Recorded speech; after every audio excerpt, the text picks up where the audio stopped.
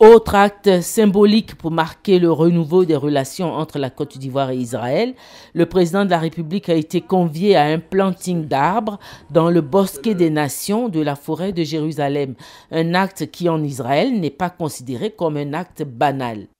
En effet, dans ce périmètre aménagé où les autorités en visite en Israël sont conviées à planter un arbre, tout arbre planté par une personnalité étrangère est considéré comme un lien symbolique entre Israël et la nation représentée par cette autorité.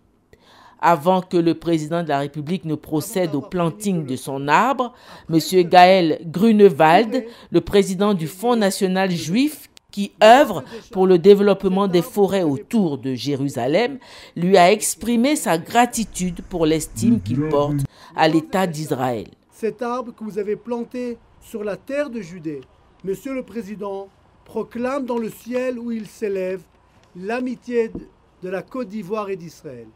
Puissions-nous demain ensemble et fraternellement unis goûter aussi ses fruits. Le président de la République a dit encore une fois sa volonté de raviver les relations entre la Côte d'Ivoire et l'État hébreu.